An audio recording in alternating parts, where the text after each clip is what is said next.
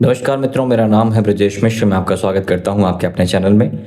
मित्रों, आज का प्रकरण है वृषभ राशि के लिए आने वाला महीना, सावन का महीना या अंग्रेजी में कहें तो अगस्त का महीना कैसा जाने वाला है और जो शुभता है वह अशुभता है, क्या प्रिकॉशंस, क्या उपाय हो सकते हैं, उसको समझने का हम प्रयास करेंगे। देखिए मित्रों, वर्तमान समय में जो ग्रहों का गोचर हो रहा है, यानी सावन के शुरुआत में ही या अगस्त के शुरुआत में जो गोचर हो रहा है, वो शुक्र, मंगल, बुध और सूर्य। चंद्रमा तो हर बार होता है, हर 2 दिन के बाद ही हो जाता है। तो शुक्र, मंगल, बुध और सूर्य और चंद्रमा, ये 5 ग्रह और 4 ग्रह राहु, केतु, शनि और गुरु, ये 4 ग्रहों का कोई स्थान परिवर्तन का तात्पर्य कोई राशि या भाव बदलाव नहीं है। जो बदलाव है इन्हीं ग्रहों में है। तो समझते हैं शुरुआत से ही शुक्र कहाँ है, मंगल कहाँ है, बुध कहाँ है, सूर्य कहाँ है और आपके लिए यानी कि वृषभ राशि के लिए किस भाव में है और क्या इम्पैक्ट देंगे। देखिए, शुरुआत से ही अगर देखें हम तो आपके दूसरे ही घर में मंगल देव विराजमान है। आपके लग्न के स्वामी, राशि के स्वामी शुक्र महाराज आपके 5वें घर में है और मंगल देव दूसरे घर में है। देखिए, मंगल दूसरे घर में है, धन वाले स्थान में है और धन वाले भाव के स्वामी बुध जा करके तीसरे घर में बैठे हैं, यानी अपने भाव से अगला भाव। और अपने भाव से अगला भाव एडिशन वाला कहा जाता है। तीसरा घर डिजिटल चीज़ों का है, ऑनलाइन चीज़ों का है, कम्युनिकेशंस का है, लेखन का है। जो लोग इन चीज़ों से जुड़े हुए हैं, ठीक है, उनके लिए धन के स्वामी का उस भाव में जाना धन के भाव में वृद्धि करने के योग बनाता है।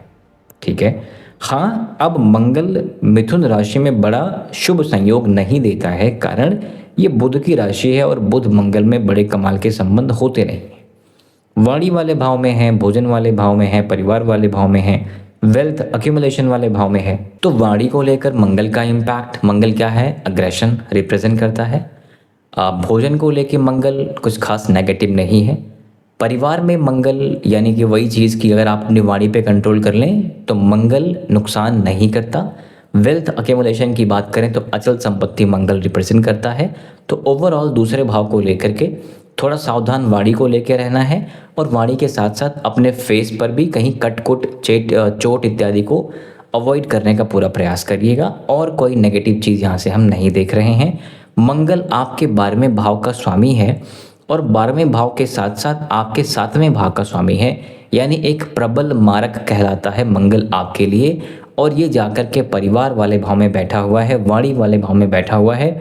इसलिए सबसे पहला कार्य तो अगर चुप हो सके ना इस एक महीने, कम से कम बोलें, बहुत अच्छा रहेगा। कारण ये मंगल अकेला वहाँ नहीं बैठा है, इस मंगल को राहु अपना बल दे रहा है, यानी 10वें घर में बैठा हुआ राहु मंगल को देख रहा है। और राहु एक्सीलरेटर है, जिस भी ग्रह को देखता है उसकी इंटेंसिटी को बढ़ा देता है। यानी जब ये राहु मंगल को देखेगा तो मंगल की इंटेंसिटी, जो मंगल में तामस प्रवृत्ति है, बढ़ा देगा। तो झगड़े, कलह इत्यादि के योग बनाएगा।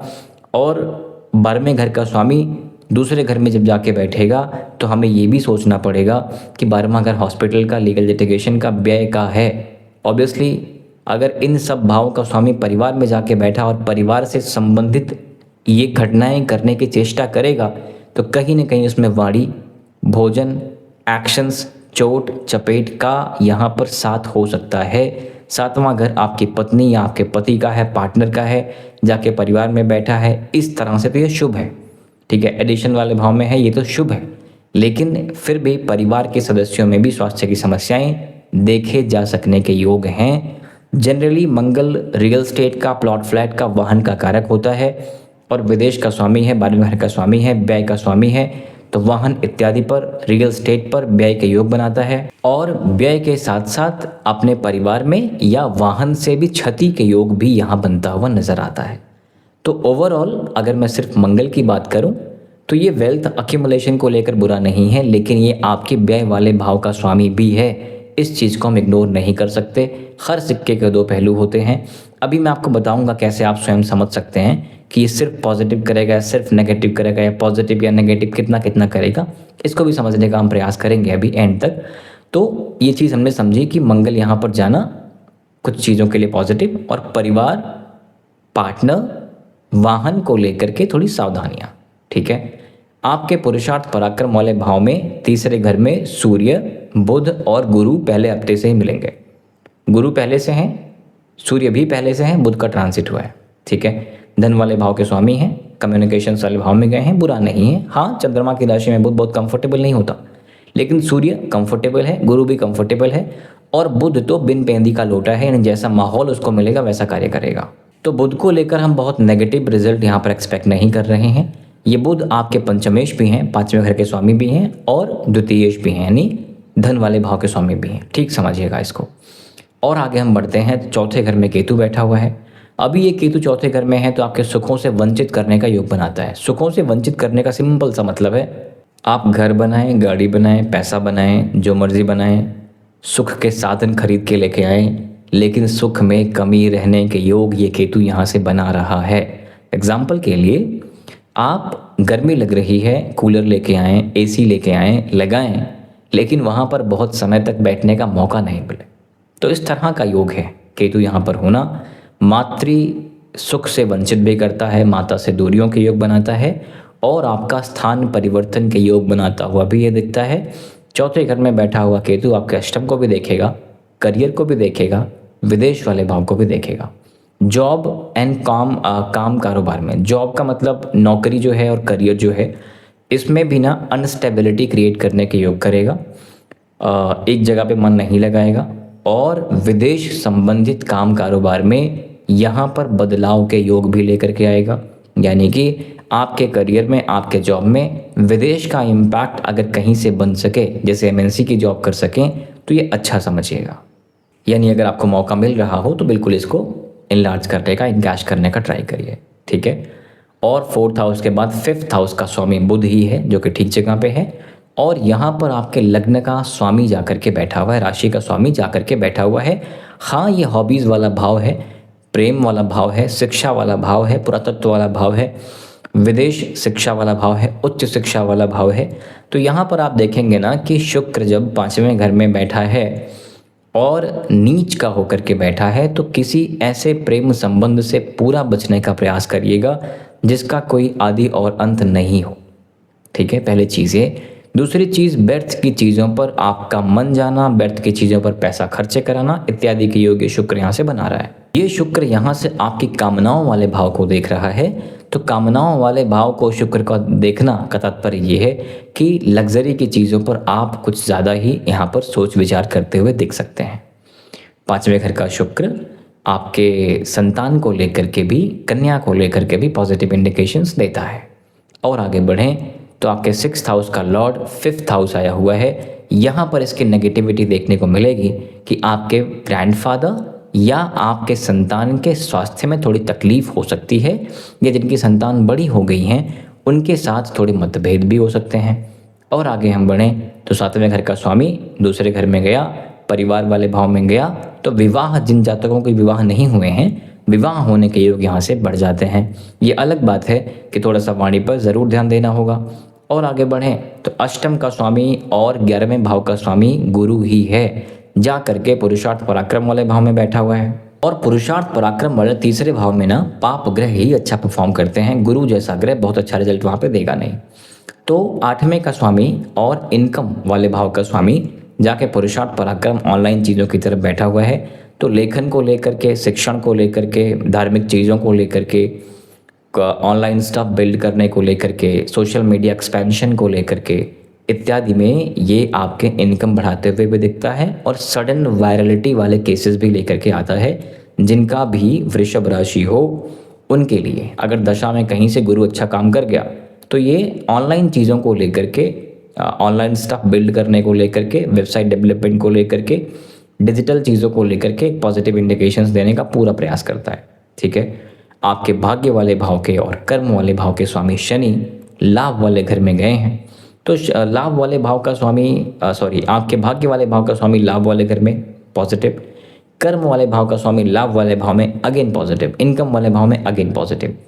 तो करियर से गेन, लाभ, ट्रैवल का लाभ इत्यादि के योग तो हैं, धन लाभ के भी योग हैं।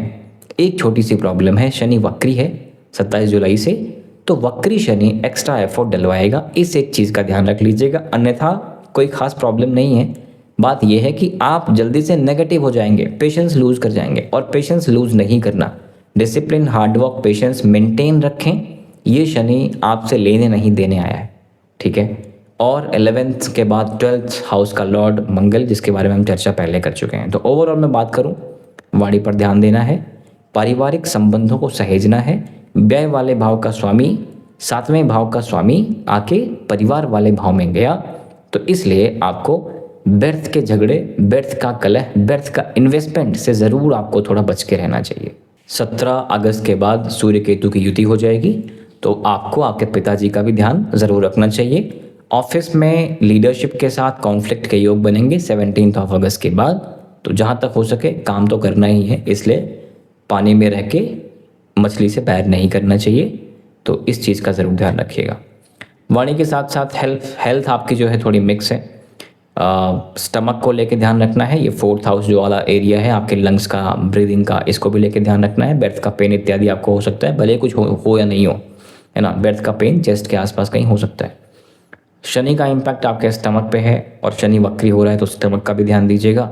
राहु आपके लिए 7, 8, 9 आपके 7th हाउस को देख रहा है, तो आपके जो जननांग हैं, चाहे पुरुष हो या स्त्री, वहाँ भी थोड़ी समस्या इस समय पर वो कर सकता है, ठीक है। स्टमक के बाद हम बात करें आपकी कामनाएं, जो कि काफ़ी ठीक दिखती हैं। इनकम के चांसेस अच्छे दिखते हैं, लाभ के चांसेस अच्छे दिखते हैं।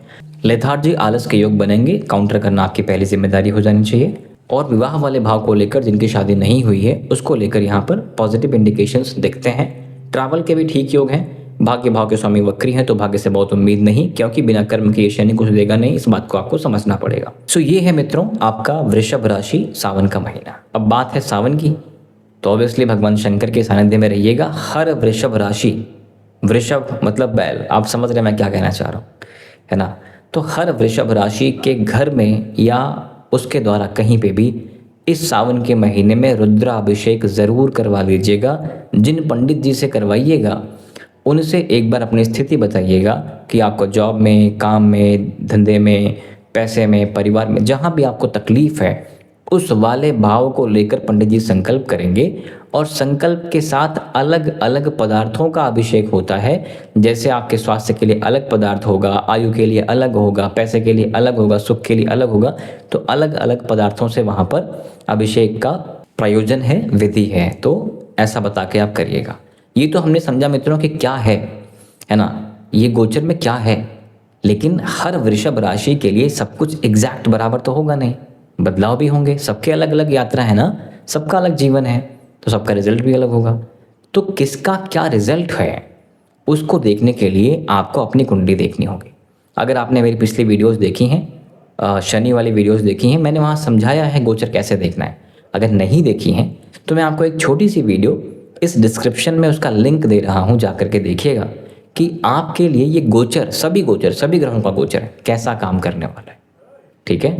So that's it for now मित्रों। आपके सपोर्ट के लिए बहुत बहुत धन्यवाद। Thank you very much. नमस्कार, जय श्री राम।